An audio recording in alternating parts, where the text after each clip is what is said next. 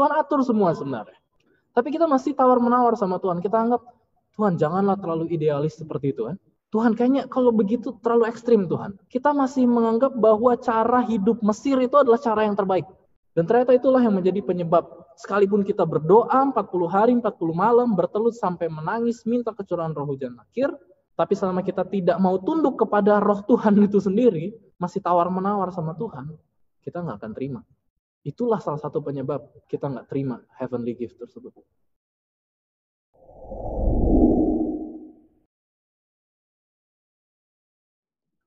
Oke, terima kasih Pendeta Bill dan teman-teman PA semua, dan semua yang hadir sama-sama di Zoom atau di mana saja. Seperti yang sudah dijelaskan tadi, saya harap kita semua sudah baca sama-sama ya, bab ke-13 dari buku Peristiwa-Peristiwa Akhir Zaman. Dan saat ini saya rindu untuk membagikan beberapa sudut pandang perspektif tentang bagaimana itu hujan akhir dan apa itu hujan akhir. Tapi sebelum itu, mari kita berdoa sekali lagi. Kita berdoa. Bapak yang di surga, terima kasih untuk kesempatan di sore Sabat ini. Kami boleh mempelajari firman Tuhan, menggali lebih dalam lagi harta-harta terpendam yang terdapat dalam firman Tuhan. Tolong kami agar dapat diberkati. Tolong kami agar setiap firman yang akan ditabur di tanah hati kami itu dapat bertumbuh dan berbuah, bahkan menghasilkan buah yang matang, sampai pada akhirnya kami dapat dituai ke dalam tuaian yang baik. Terima kasih Tuhan, sertai kami semua. Di dalam nama Yesus kami berdoa, amin. Oke, jadi materi kita untuk sore Sabat ini adalah tentang hujan akhir. Bagaimana itu hujan akhir dan apa itu hujan akhir, bagaimana tanda-tanda hujan akhir terjadi, dan apa fungsi dari hujan akhir. Saya kira itu sangat jelas dan cukup jelas tertulis di buku Peristiwa-Peristiwa Akhir Zaman. Tapi ada beberapa statement atau kutipan yang saya rindu untuk kita sedikit highlight atau sedikit lihat lebih dalam lagi ya. Tapi sebelum kita masuk ke materi itu, kita perlu mengerti dulu apa ini hujan akhir. Jadi karena masyarakat di Timur Tengah, masyarakat di Palestina, daerah Yerusalem, orang-orang Israel zaman kuno adalah mayoritas mereka punya profesi adalah petani, dan cara bertani mereka adalah cara tradisional. Yang dimaksudkan dengan cara tradisional itu adalah yang sangat bergantung dengan cuaca. Mereka bergantung dengan kemurahan Tuhan memang benar-benar. Mereka bergantung pada kemurahan Tuhan dan mereka bergantung kepada datangnya hujan. Itulah kenapa dalam janji-janji Tuhan ketika mereka baru keluar dari tanah Mesir masuk tanah Kanaan, yang Tuhan janjikan adalah mereka punya tanah, dan tanah mereka itu diberkati, dapat menghasilkan buah. Dan salah satu janji yang paling penting bagi bangsa Israel pada zaman itu adalah datangnya hujan tepat pada waktunya. Karena itu penting. Kedatangan hujan tepat pada waktunya itu sangat krusial, bukan hanya bagi panenan mereka, tapi bagi kehidupan mereka di tahun yang ke depan. Karena mereka itu bertani, nggak seperti kita ya, sistem perekonomian kita kan sudah lebih kompleks. Mereka itu kan simple. Mereka bertani untuk mereka makan dan untuk mereka jual. Di sana belum ada sistem investasi, belum ada sistem perbankan, dan finance teknologi lainnya. Jadi memang sangat tradisional. Dan mereka yang bertani tentunya berharap mereka punya tanaman bisa menghasilkan buah, bisa menghasilkan hasil, dan agar tanaman itu menghasilkan hasil itu, salah satu syarat yang paling mutlak adalah kedatangan hujan. Dengan seksama kitab-kitab Musa dan beberapa kitab nabi-nabi kecil tentang yang khususnya yang berhubungan dengan kedatangan hujan awal dan hujan akhir, maka kita bisa dapat kesimpulan. Pasti semua pernah dengar ya tentang istilah hujan awal dan istilah hujan akhir. Apa itu hujan awal? Hujan awal itu adalah hujan yang diberikan, bukan diberikan sebenarnya. Jadi bangsa Israel itu membagi musim sepanjang 12 bulan dalam 1 tahun itu dibagi menjadi 2 musim. Musim menabur dan musim menuai. Itu ada di buku Keluaran, ada di buku Ulangan. Ada musim menabur dan ada musim menuai. Jadi ada waktu mereka untuk menabur benih.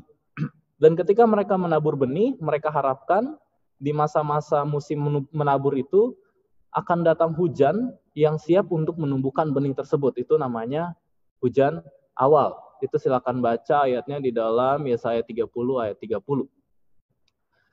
Kemudian mereka akan, setelah hujan awal itu, hujan pada masa menabur, musim menabur, mereka akan mengalami yang namanya musim panas. Itu waktu di mana tidak ada hujan sama sekali. Ada musim panas antara musim menabur dan musim menuai. Jadi di situ, itulah kenapa penting sekali musim hujan awal. Karena hujan awal itu fungsinya adalah ketika tanah sudah dipersiapkan, benih sudah ditabur, hujan awal datang, benih bertumbuh, dia mulai berakar, dan karena memperoleh air saat musim menabur ini, khususnya ketika mereka memperoleh hujan awal, mereka siap untuk menghadapi musim panas. Tanaman-tanaman ini siap untuk menghadapi musim panas. Tanaman yang nanti ditanam setelah hujan awal tiba, maka otomatis dia akan layu pada musim panas. Itu kalau mau lihat itu kita bisa pelajari itu di perumpamaan Yesus tentang seorang penabur, khususnya di tanah yang kedua, tanah yang berbatu-batu itu ketika benih dilempar, dia bertumbuh, dia berakar, tapi ketika panas datang, dia layu karena kekurangan air. Nah itu contoh tentang tanaman kalau dia benih itu ditanam sebelum hujan awal. Karena setelah hujan awal, dia akan menghadapi musim panas. Setelah musim panas, di akhir-akhir dari musim panas akan ada hujan lagi menjelang musim menuai, yaitu hujan akhir atau the latter rain yang akan kita pelajari pada saat ini. Di mana fungsi dari the latter rain ini adalah buah yang sudah dihasilkan saat musim panas itu, dia kan masih kerdil, tapi sudah berbuah. Pada saat musim menabur tiba, latter rain tiba atau hujan akhir tiba, buah-buah yang sudah dihasilkan ini akan digemukkan oleh hujan akhir. Tapi untuk tanaman yang tidak menghasilkan buah, yang belum menghasilkan buah pada saat musim panas, walaupun hujan akhir datang, dia tidak akan menghasilkan buah. Karena buah yang diberikan yang dipengaruhi oleh adanya hujan akhir hanyalah tanaman yang dipengaruhi oleh hujan akhir hanyalah tanaman yang sudah menghasilkan buah.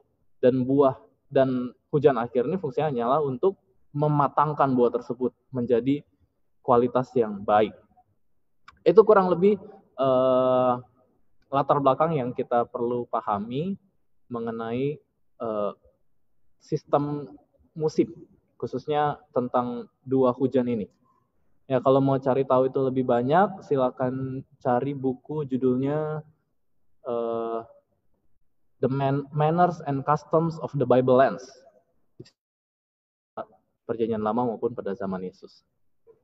Ya, kurang lebih begitu. Nah, uniknya adalah Tuhan itu menggunakan hal-hal sederhana yang ada di alam untuk mengungkapkan maksud-maksudnya. Sering lakukan, dia menggunakan perumpamaan-perumpamaan, lebih banyak dia menggunakan perumpamaan dari alam ataupun dari kehidupan keseharian untuk memperoleh nilai-nilai rohani dan untuk menjelaskan maksud-maksud Tuhan di dalam rencana penebusan. Dan Tuhan menggunakan istilah hujan awal dan istilah hujan akhir juga untuk menjelaskan maksud-maksud Tuhan di dalam rencana penebusan sampai pada akhir dari sejarah dosa. Dan mari kita pelajari sama-sama. Tentang hujan, kalau kita baca Kejadian 1 dan khususnya Kejadian 2 ya. Kejadian 2, di situ dikatakan bahwa pada saat Tuhan menciptakan bumi ini, Tuhan tidak menurunkan hujan. Kejadian 2 ayat berapa itu ya? Ayatnya yang kelima. Coba. Mari kita siapkan Alkitab ya. Saya harap kita semua siapkan Alkitab masing-masing dan kita buka setiap ayat yang akan muncul dan kita baca masing-masing. Kejadian 2 ayat 5.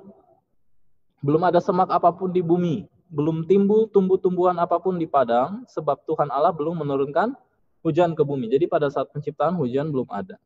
Dan belum ada orang untuk mengusahakan tanah itu. Jadi perhatikan.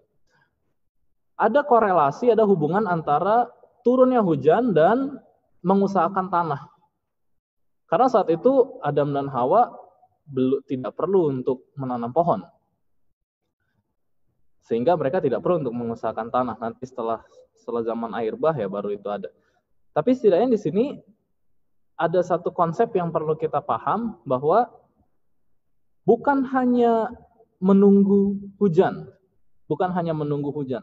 Bangsa Israel diajar bukan hanya menunggu kedatangan hujan, baik itu hujan awal ataupun hujan akhir. Tapi mereka juga punya peran dalam mengusahakan tanah. Karena percuma sebuah benih sudah ditabur, tapi kalau tanahnya tidak diusahakan dan hujan datang, maka tidak akan menghasilkan. Itulah kenapa ada hubungan yang erat, ada hubungan yang penting di sini. Bukan hanya kita menunggu hujan, bukan hanya umat Tuhan menunggu kedatangan hujan roh yang sudah dijanjikan Tuhan, tapi di pihak kita ada satu hal yang perlu dipersiapkan, yaitu mengusahakan tanah. Apa ini mengusahakan tanah? Dalam bahasa Ibrani, tanah ini arti kata yang digunakan adalah ha-adamah.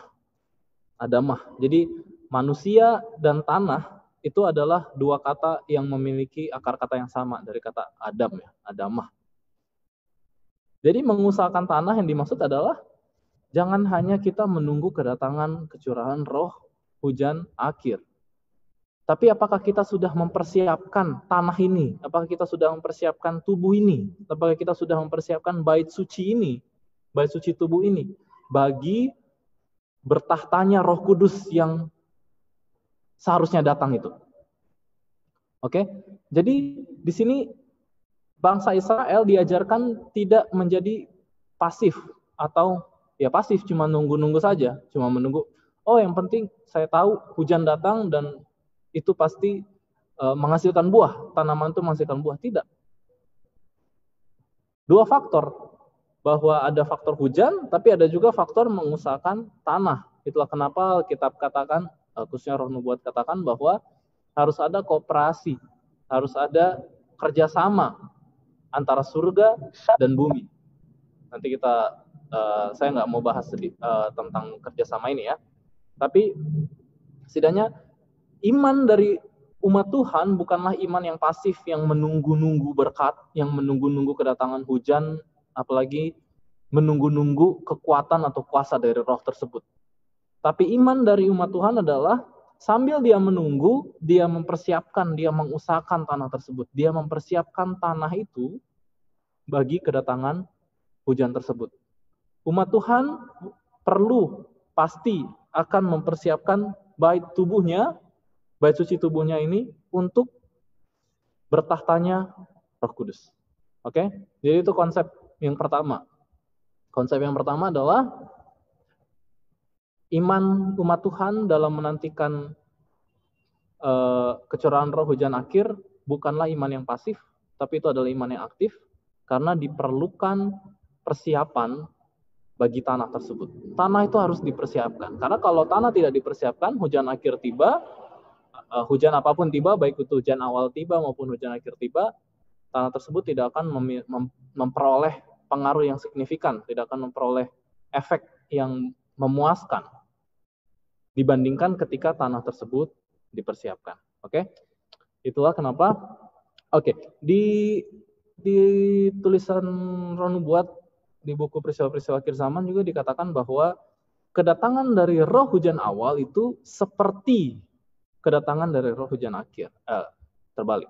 Kedatangan roh hujan akhir atau kecurahan roh hujan akhir itu dikatakan sebagaimana seperti kedatangan roh dari hujan awal. Itulah kenapa kita perlu mempelajari mana ini kedatangan dari roh hujan awal tersebut.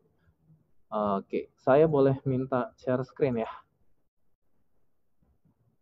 Saya butuh share screen. Oke. Bisa kelihatan ya? Mari kita lihat ini satu kutipan. Saya mau tunjukin.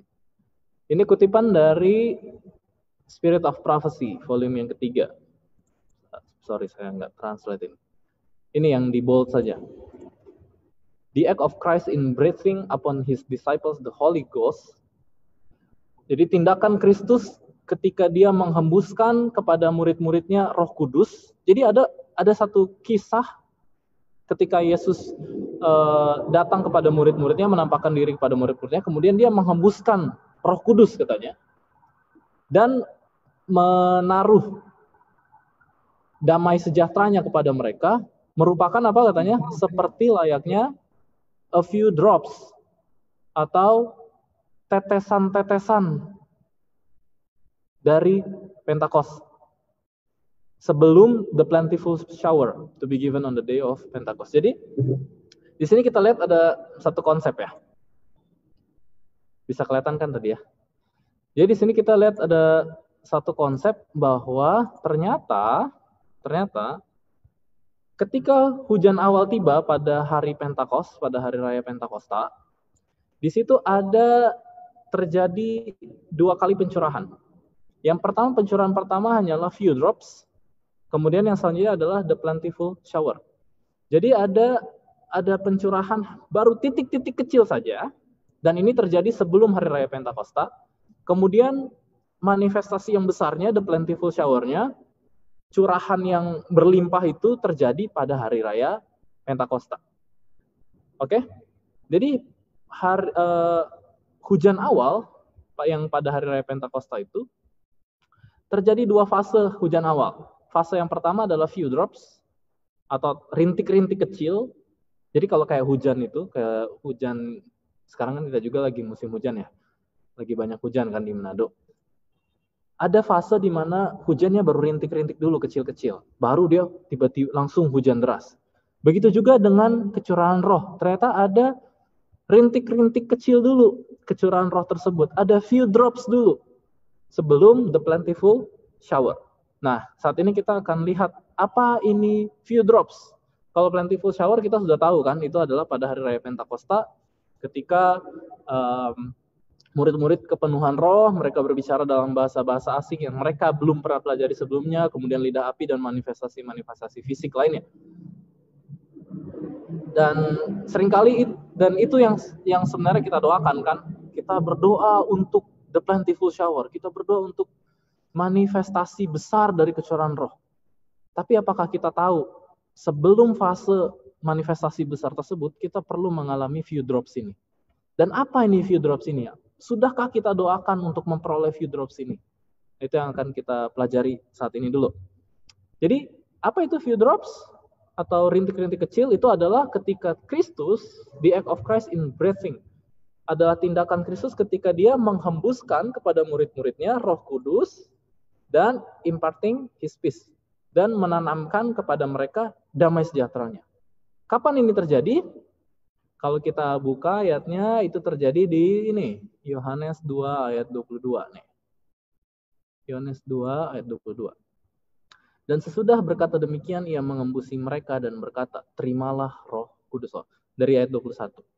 Maka kata Yesus, dari 21 ya.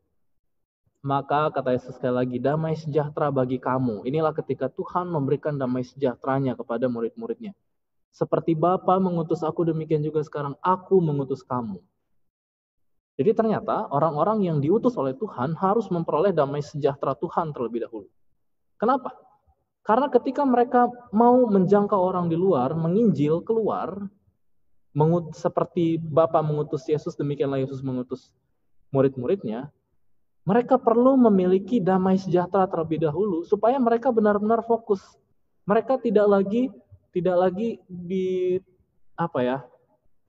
dihantu-hantui dengan keinginan-keinginan hidup, dengan kekhawatiran-kekhawatiran hidup, karena mereka sudah memperoleh terlebih dahulu damai sejahtera Tuhan.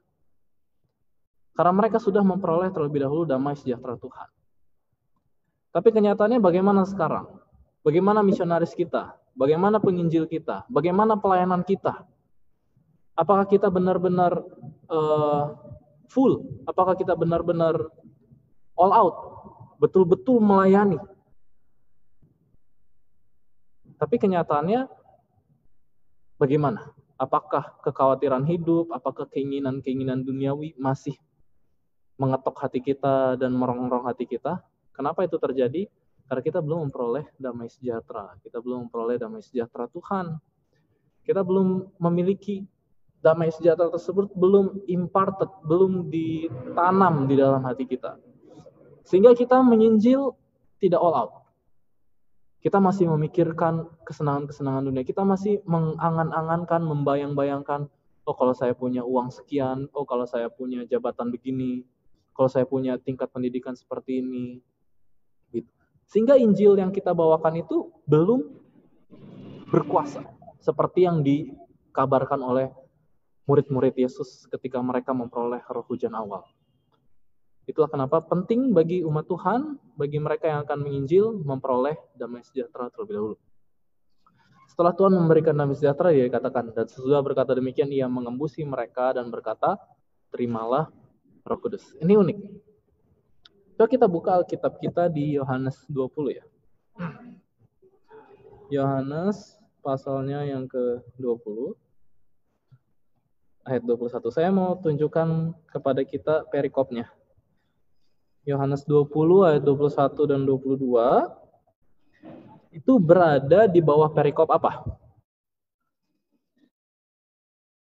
Terjemahan baru dari Lembaga Alkitab Indonesia. Judul perikopnya adalah Yesus menampakkan diri kepada murid-muridnya, dan ini kejadian setelah Yesus mati, disalib, dan dibangkitkan. Ini kejadian setelah kebangkitan Yesus. Jadi Yesus menampakkan diri kepada murid-muridnya. Ini terjadi bukan sebelum 3,5 tahun pelayanan Yesus atau ketika Yesus memanggil mereka untuk jadi muridnya. Ini adalah setelah Yesus disalibkan. Artinya mereka sudah bersama-sama 3,5 tahun lamanya bersama-sama dengan Yesus. Ingat kata itu ya, 3,5 tahun. Karena itu jumlah itu akan balik lagi. Yesus bersama dengan murid-muridnya sudah 3,5 tahun bersama-sama. Nanti setelah 3,5 tahun mereka bersama-sama, barulah Tuhan memberikan roh hujan awal kepada murid-muridnya. Oke, roh hujan awal. Dan ini, kejadian ini ada di bawah perikop Yesus menampakkan diri kepada murid-muridnya. Uniknya, di kejadian cerita di Yohanes 20 ayat yang 19 sampai 23 ini, ternyata punya referensi silang di Alkitab yang lain atau di Injil yang lain. Dan referensi silangnya kalau kita lihat di bawah perikop, di situ ada di Lukas pasal 24. Mari kita buka Lukas pasal 24. Supaya kita lebih memperkaya pengertian kita tentang cerita ini. Lukas pasal 24. Lukas pasal 24 mulai dari ayat yang ke-36. Perikopnya sama. Yesus menampakkan diri kepada semua murid. Perhatikan ayat 36. Dan sementara mereka bercakap-cakap tentang hal-hal itu, Yesus tiba-tiba berdiri di tengah-tengah mereka dan berkata kepada mereka, damai sejahtera bagi kamu. Oke. Jadi latar belakangnya adalah sebelum Yesus menampakkan diri pada mereka, murid-murid Yesus yang 11 orang ini sedang bercakap-cakap tentang hal itu. Tentang hal apa?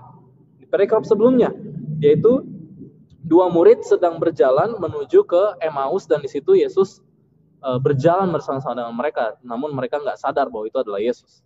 Nanti di akhir dari perjalanan baru mereka sadar, oh itu ternyata Yesus. Jadi oleh karena kejadian itu, mereka ketemu dengan murid-murid yang lain, dan mereka sedang diskusi tentang kejadian tersebut. Tiba-tiba Yesus menampakkan diri di tengah-tengah mereka. Saya nggak tahu gimana ceritanya itu, yang pasti Yesus ada saat itu. Kemudian Yesus katakan, damai sejahtera bagimu. Korelasi ya, ada hubungan ya. Cocok ya dengan Yohanes pasal 20 tadi. Damai sejahtera bagimu. Yesus juga katakan di dalam Lukas pasal 24 ayat 36, damai sejahtera bagimu. Jadi cerita ini adalah cerita yang sama yang ditulis oleh Yohanes di Yohanes 20 ayat 19 sampai 23. Oke? Gitu. Jadi kejadian di Lukas pasal 24 ayatnya yang ke-36 sampai ayatnya yang ke-49 adalah cerita yang sama yang terdapat pada Yohanes 20 ayat 19 sampai 23. Ingat, kita pelajari ini karena kita mau lihat few drops ini apa sebenarnya? Atau rintik-rintik hujan kecil ini sebenarnya apa ini? Dalam hubungannya dengan hujan awal, dan itu juga ternyata punya hubungan dengan hujan akhir. Oke, kita buka Lukas pasal 24 ayatnya yang ke-44 sampai 45. Bilang begini. Kita lihat di sini aja ya. Lukas pasal 24 ayat 44 sampai 45. Lukas 24 ayat 44. Semoga bisa terbaca. Ia berkata pada mereka, inilah perkataanku yang telah kukatakan kepadamu ketika aku masih bersama-sama dengan kamu.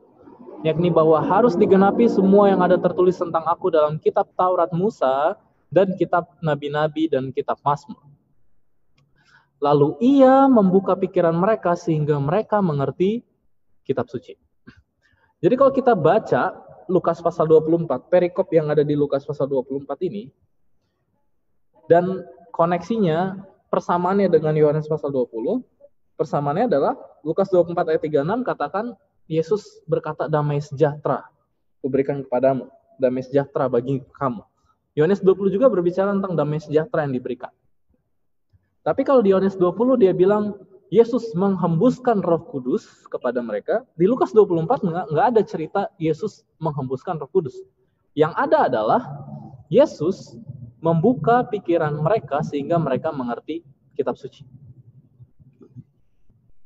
Di Lukas damai sejahtera ada, di Yohanes damai sejahtera ada. Tapi di Yohanes kata yang digunakan adalah Tuhan menghembuskan Roh Kudus, yang komentar Ellen White katakan itu adalah the few drops atau rintik-rintik kecil dari roh hujan awal. Di Lukas pasal 24 ayat yang ke-45, gantinya dia menggunakan kata Tuhan menghembuskan Roh Kudus, dia menggunakan kata Tuhan membuka pikiran mereka sehingga mereka mengerti kitab suci. Jadi ternyata ketika Tuhan menghembuskan Roh Kudus kepada mereka, itu artinya adalah pikiran mereka yang dibukakan sehingga mereka mengerti kitab suci. Yang tadinya mereka memahami kitab suci dengan istilahnya exegese, dengan cara pandang mereka sendiri. Pokoknya mereka menafsirkan kitab suci dengan keinginan mereka sendiri. Sekarang mereka memperoleh makna dari nubuatan-nubuatan kitab suci tersebut.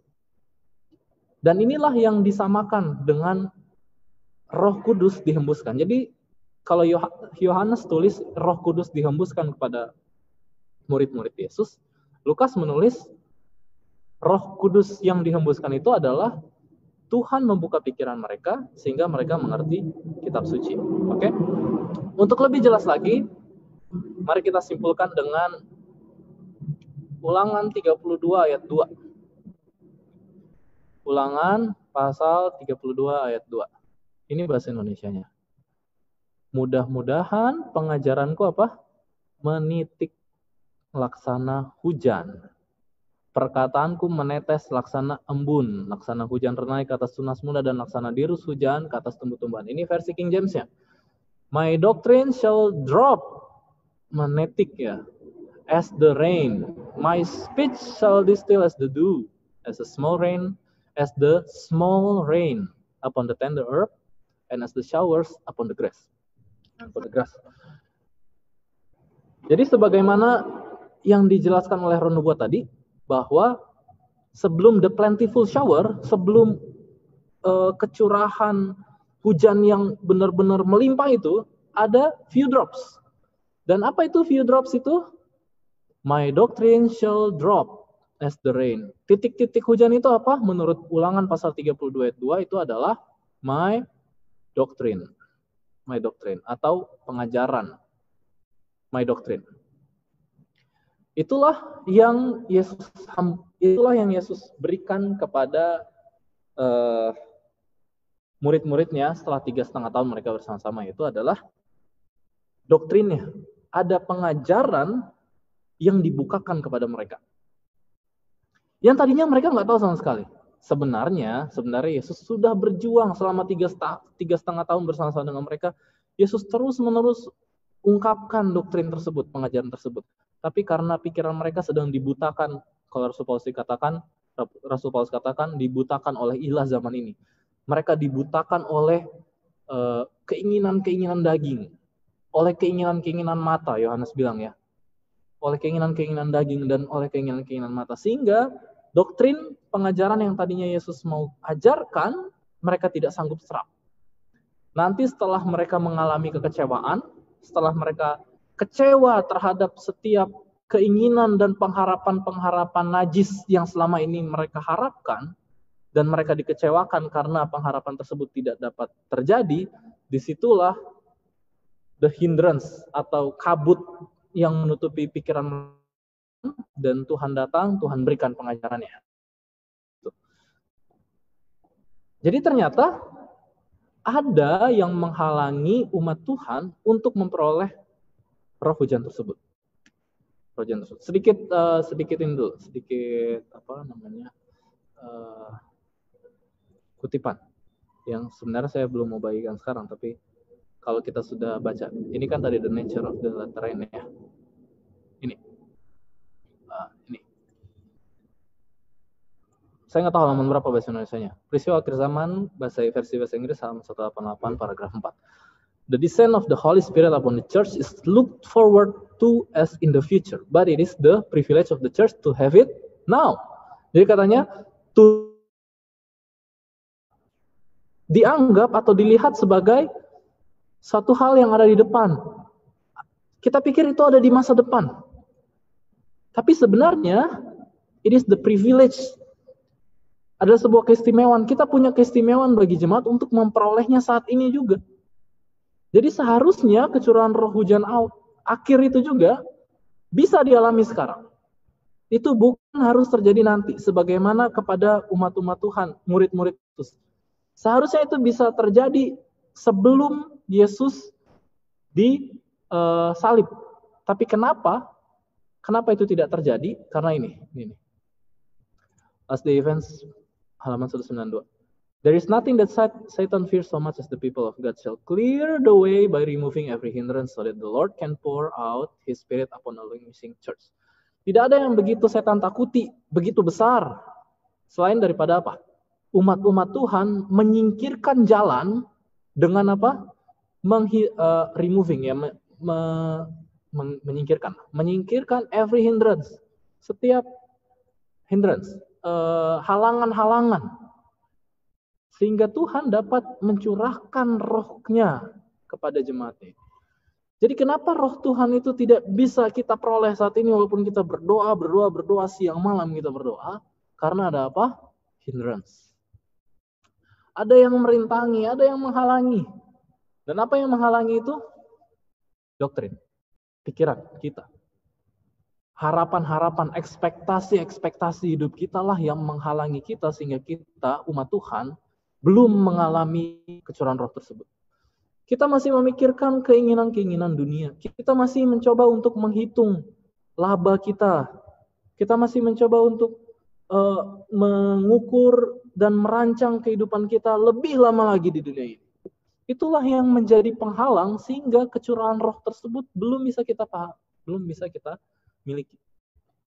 Itu juga yang terjadi kepada murid-murid Tuhan selama 3,5 tahun mereka berjalan bersama dengan Yesus. Ada doktrin sesat di dalam pikiran mereka. Walaupun di dalam kehidupan mereka pelihara sahabat, mereka melakukan perjalanan bersama-sama dengan Yesus. Mereka makan sama-sama dengan Yesus. Apalagi? Oke, semua sama-sama dengan Yesus. Tapi di dalam pikiran mereka, pikiran Kristus itu masih second mind-nya. Mereka belum memperoleh pikiran Yesus.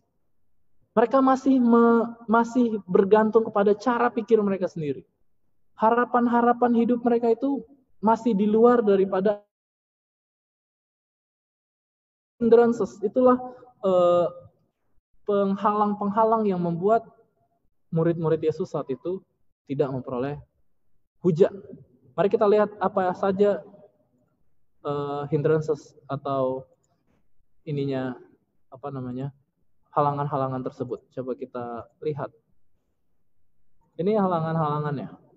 Apa saja itu? Ini yang dari kita punya, ini yang saya highlight sendiri ya. Pasti masing-masing punya highlight masing-masing.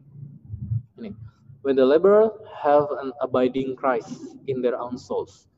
Ketika para pekerja mempunyai hadirat Kristus di dalam jiwa mereka. Ketika apa? All selfishness is dead. Ketika semua keegoisan itu telah mati.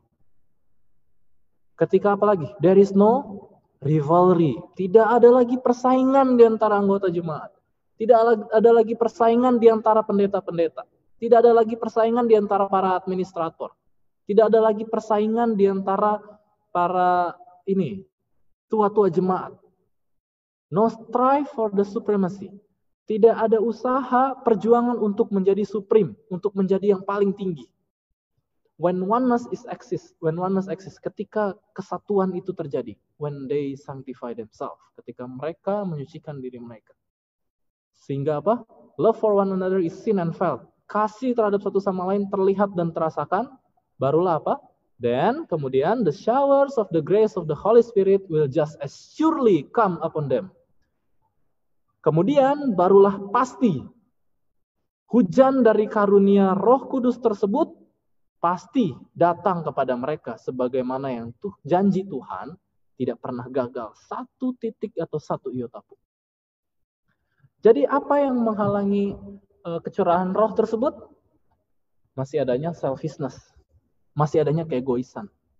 Kita masih mementingkan kepentingan diri kita masing. Memikirkan kepentingan atau kebutuhan dari pasangan kita kalau yang sudah punya suami atau sudah punya istri. Kita masih menginginkan kepentingan diri kita masing-masing dibandingkan dengan kerabat kita atau coworker kita atau sesama rekan pekerja kita atau sesama pelayan atau sesama anggota jemaat atau sesama apalagi penatua-penatua jemaat, ketua-ketua jemaat, sesama umat Tuhan, sesama pekerja, sesama misionaris. Karena masih ada roh cinta diri ini, masih ada roh cinta diri ini. Itulah salah satu yang membuat roh hujan akhir ini masih tertahan. Sebenarnya bukan tertahan juga. Kita yang menutupi tingkap-tingkap langit tersebut. Tuhan sudah siap untuk membuka tingkap-tingkap langit tersebut, tapi kita menutup. Kita yang tutup. Apalagi setelah selfishness, rivalry ini antara ada dan tiada ini. Dibilang tidak ada padahal sebenarnya ada. Ya kan? Dianggap seolah-olah di mulut dibilang enggak, saya enggak bersaing, tapi sebenarnya dalam hati ada persaingan tersebut. Entah itu persaingan antara adik kakak, persaingan antara saudara. Apalagi kalau lihat dia punya HP baru, saya enggak mau dong punya HP yang udah jadul begini. Saya juga mau lebih baru dari dia. Atau ada anggota jemaat atau tetangga yang punya mobil baru atau gereja baru, rumah baru, baju baru dan lain sebagainya. Kita tidak mau untuk kalah, kita mau bersaing. Dan sayangnya kita memang dididik dari kecil dalam pendidikan kita untuk persaingan.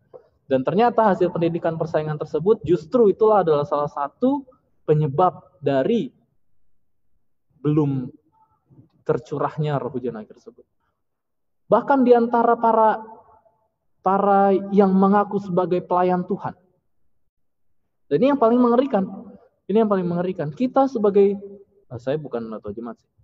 Ya, ada persaingan di antara penatua-penatua jemaat bagaimana untuk bisa menjadi ketua jemaat atau bisa menjadi ketua diakon.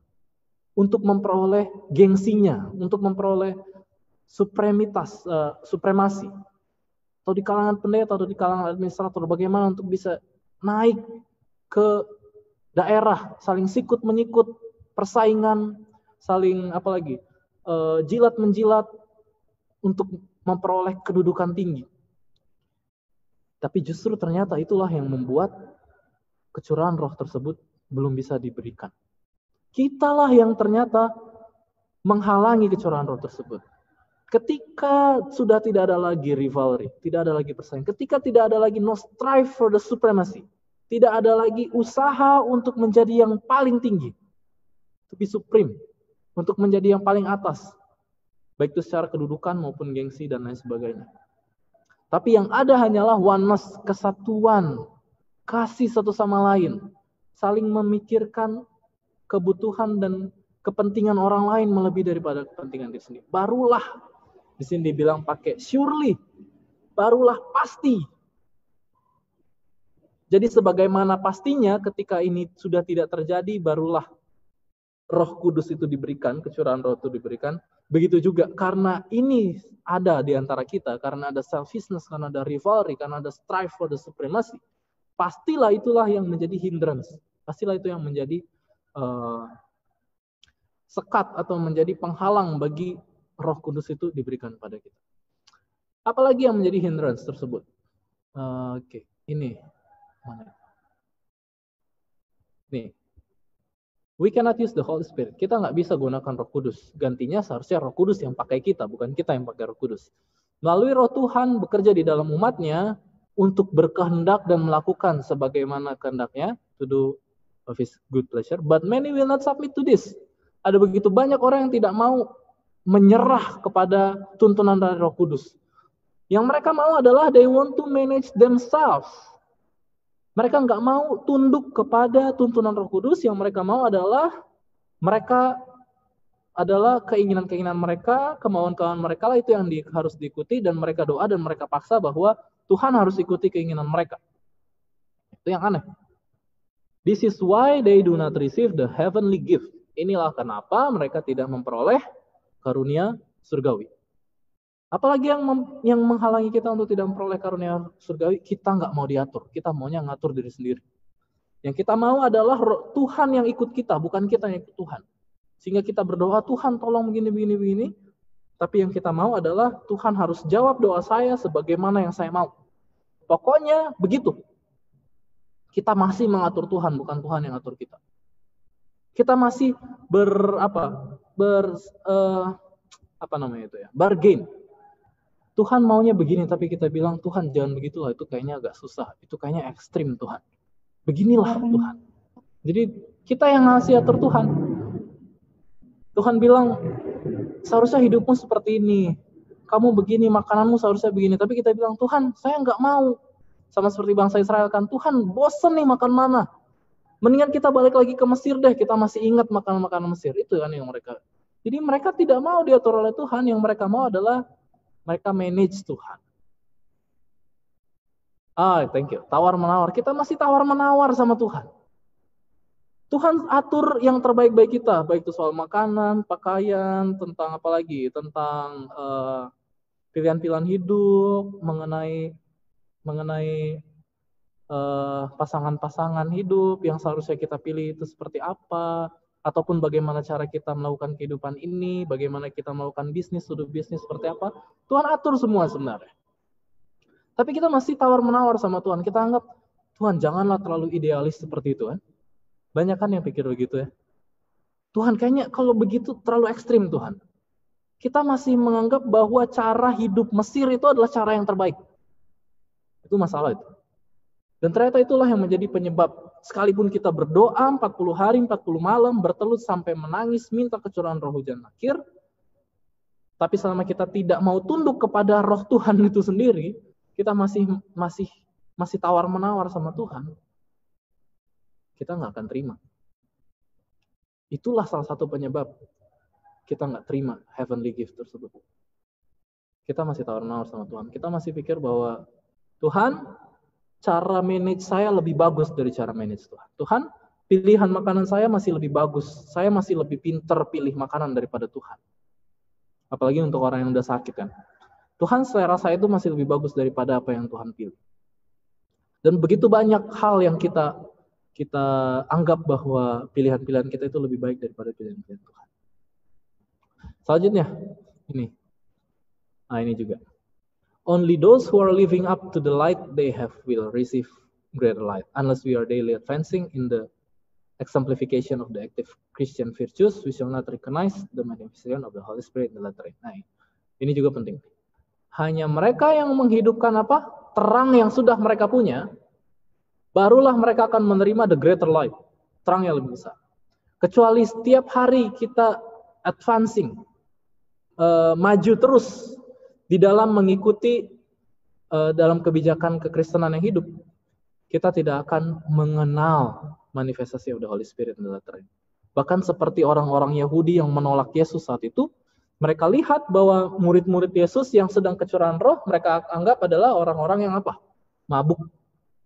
Ya kan? Kalau kita baca dalam Kisah Para Rasul, orang-orang yang saat itu sedang di bait suci mau ikut Hari Raya Pentakosta, mereka anggap bahwa murid-murid Yesus itu sedang mabuk anggur. Kenapa mereka pikir kecurahan roh tersebut dianggap sedang mabuk anggur? Karena mereka tidak apa? Tidak menghargai setiap terang yang Tuhan berikan. Setiap terang yang Tuhan berikan dan kita tolak, bukan cuma tolak ya, tapi di kutipan lain katakan, setiap terang yang kita tolak ataupun kita abaikan atau kita sia-siakan, itu dianggap seperti menolak. Jadi hitung aja, dari kita kecil sampai sekarang, atau dari kita pertama kali jadi Advent lah, jadi kita dibaptis sampai sekarang. Berapa banyak terang yang kita sudah tahu, dan dari sekian banyak terang yang sudah tahu, berapa persen yang sudah jadi kehidupan kita? Berapa persen? Hanya mereka yang menghidupkan, yang living up to the light they have, yang sedang menghidupkan, bukan yang sudah lewat. Bukan, oh saya sudah menghindari ini, tapi itu dulu, sekarang udah enggak. Enggak, tapi yang sedang, sementara hidup di dalam kebenaran yang dia ketahui saat ini. Yang dia sementara ketahui saat ini.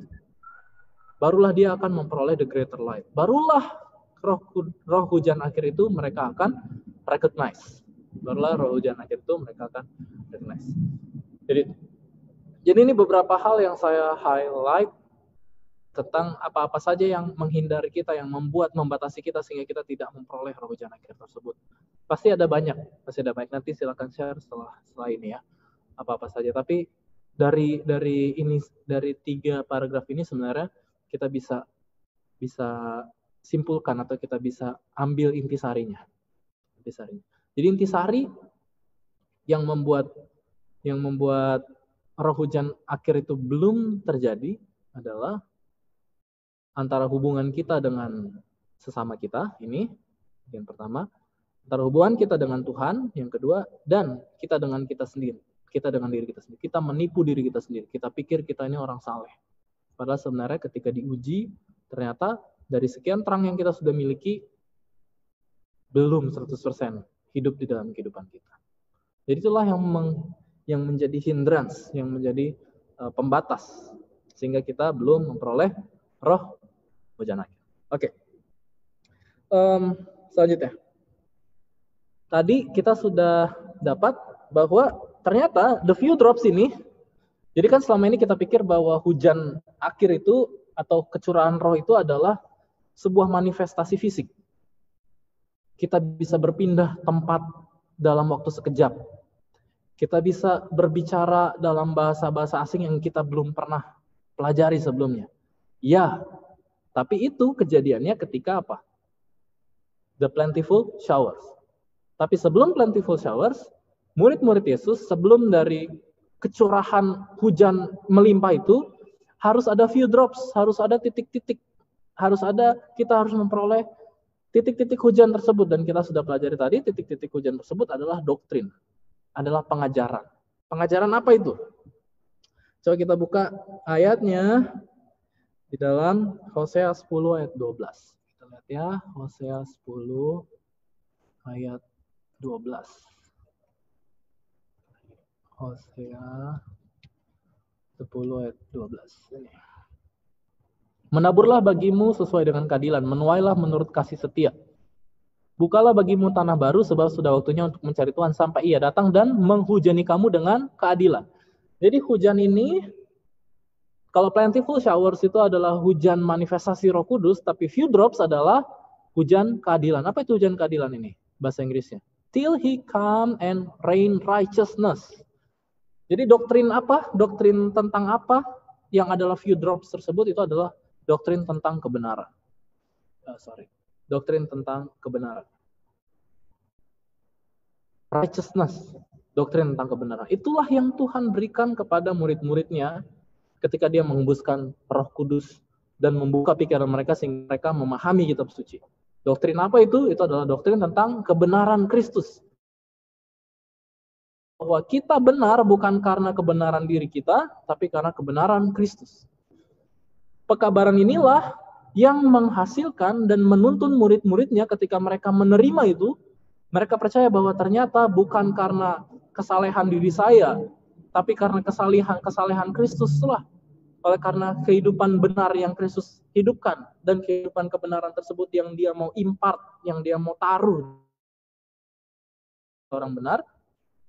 Penerimaan akan kebenaran ini menuntun murid-muridnya memperoleh the plentiful showers, atau memperoleh hujan yang melimpah itu yang terjadi pada hari raya Pentakosta.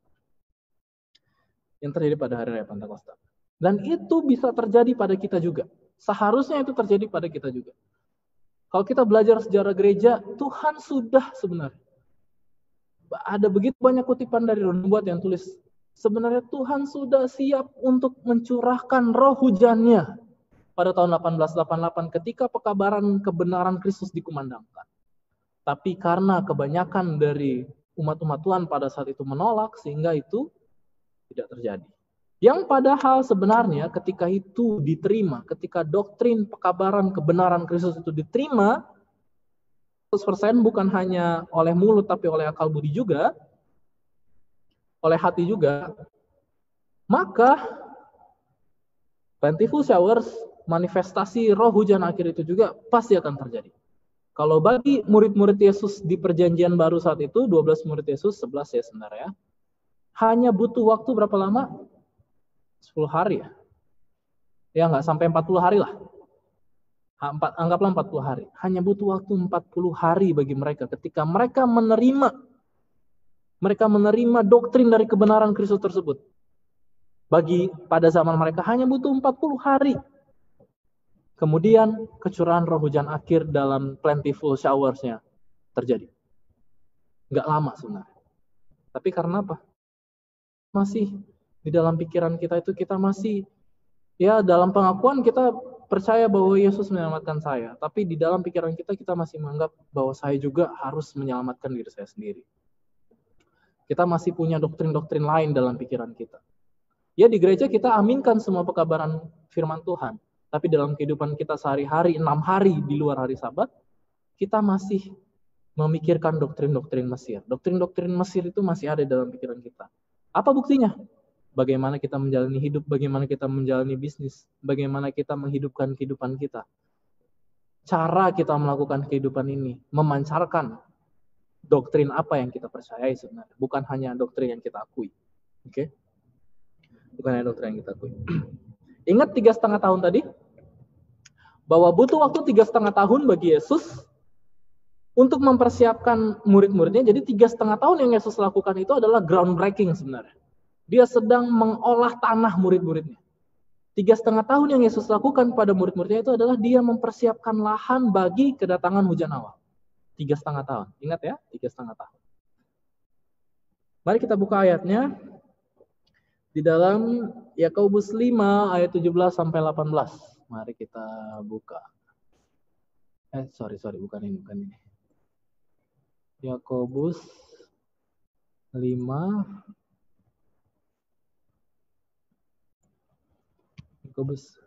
ayat 17 dan 18. Yakobus 5 ayat 17, 18. Elia adalah manusia biasa sama seperti kita, dan ia telah bersungguh-sungguh berdoa supaya hujan jangan turun. Dan hujan pun tidak turun di bumi selama berapa lama? 3 tahun dan 6 bulan. 3,5 tahun. Ternyata 3,5 tahun juga hujan tidak turun pada zaman Elia. Setelah 3,5 tahun dia berdoa pula, dan langit menurunkan hujan dan bumi pun mengeluarkan buahnya. Oke, 3,5 tahun. Coba kita pikir baik-baik. 3,5 tahun ini apa ini? 3,5 tahun. Jadi kita dapati 3,5 tahun pelayanan Yesus. Kita dapati 3,5 tahun pelayanan Elia. Kalau 3,5 tahun pelayanan Yesus adalah dia groundbreak, dia mempersiapkan lahan. 3,5 tahun pelayanan Elia ini apa? Apa sih yang dilakukan oleh Elia? 3,5 tahun itu. 1 Raja-Raja pasalnya yang ke-18. Jadi kita buka ya. 1 Raja-Raja pasal 18. 1 Raja-Raja pasal 18. Keseluruhan dari 1 Raja-Raja 18. Tapi sebelum ayat 1 Raja 18. Sebelum 1 Raja 18, 1 Raja-Raja pasal 17, ayatnya yang ke-1 ini panggilan pertama. Berkatalah Elia orang Tisbe dari Tisbe Gilead kepada Ahab. Siapa ini Ahab? Ahab ini Raja Israel. Raja dari umat Tuhan. Demi Tuhan yang hidup, Allah Israel yang kulayani, sesungguhnya tidak akan ada embun atau hujan pada tahun-tahun ini, kecuali kalau kukatakan. Berapa lama itu? 3,5 tahun. Di akhir dari 3,5 tahun itu, apa yang Elia lakukan? Di akhir dari 3,5 tahun, sebelum hujan datang, kalau hujan datang itu nanti di 1 Raja-Raja 18 ayatnya yang ke-41, dibilang, sebab bunyi derau hujan sudah kedengaran. Kejadian sebelum ayat 41 adalah Elia di Gunung Karmel. Apa yang Elia lakukan di Gunung Karmel? Yang dia lakukan adalah dia set up kembali, dia mendirikan kembali mezbah Tuhan. Dia mendirikan kembali mezbah Tuhan, dan oleh karena mezbah Tuhan yang sudah dicemari, yang sudah dinajiskan oleh mezbah-mezbah dari nabi-nabi palsu. Jadi yang Elia lakukan adalah dia merevival, dia membangun dan melakukan reformasi. Dia melakukan reformasi. Revival and reformation. Itu yang kita pelajari juga di peristiwa akhir zaman kan. Bahwa harus ada revival and reformation terlebih dahulu secara utuh. Bukan hanya sekedar menjadi tema, tapi harus menjadi keutuhan dalam kehidupan individu. Kembali lagi individu. Harus terjadi revival and reformation terlebih dahulu sebelum hujan datang. Oke? Sebelum hujan datang. Dan yang Elia lakukan adalah revival and reformation. Dia mengembalikan mezbah Tuhan.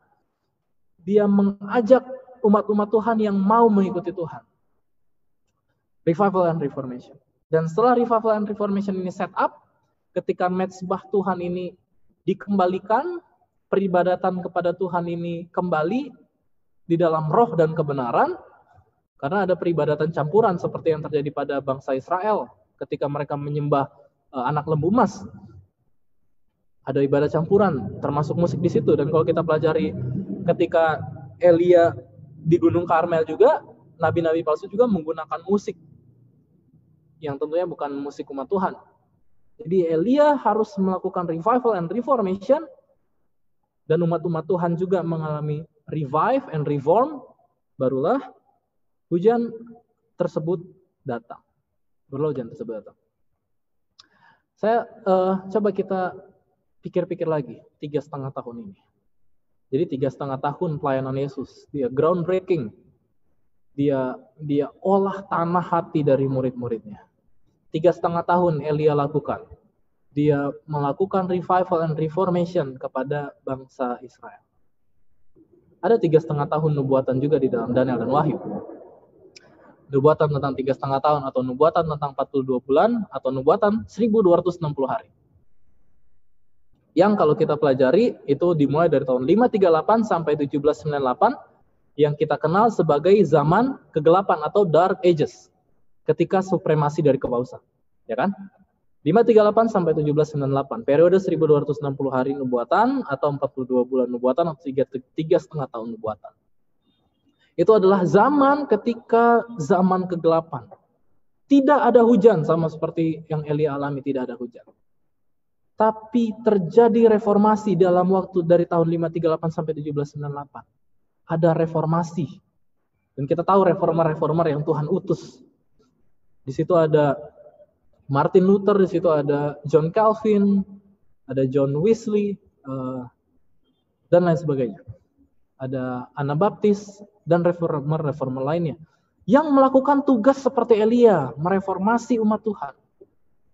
Yang seharusnya sebenarnya sejak 1798, di akhir dari 3,5 tahun nubuatan itu, roh hujan akhir seharusnya sudah bisa dialami sejak saat itu. Sebagaimana tulisan roh nubuat yang kita sudah dapatin pelajari tadi kan, bahwa roh hujan akhir bukan di masa depan, seharusnya itu terjadi sekarang.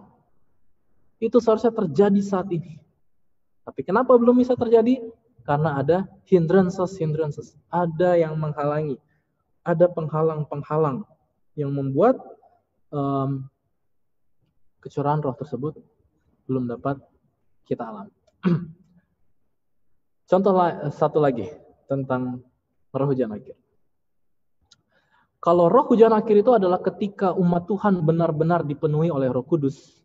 Ketika umat Tuhan tidak lagi tawar-menawar dengan roh Tuhan, tapi ketika bukan umat Tuhan lagi yang menggunakan Roh Kudus, tapi Roh Kudus lagi yang menggunakan umat Tuhan sepenuhnya. Artinya Roh Kudus benar-benar bertahta, Roh Kudus benar-benar memerintah secara fully, secara penuh, 100%, secara dan berdaulat di dalam bait suci kita, bait suci tubuh ini. Disitulah kecurahan Roh Kudus. Maka mari kita pelajari satu cerita lagi tentang ketika kemuliaan Tuhan memenuhi bait suci. Dan itu ada di dalam kitab Wahyu juga, ketika itu di Wahyu berapa ya? 7 ke 8, atau 9 atau 10, lupa. Mari kita buka ayatnya. Keluaran pasal 40. Keluaran pasal 40. Ayatnya yang ke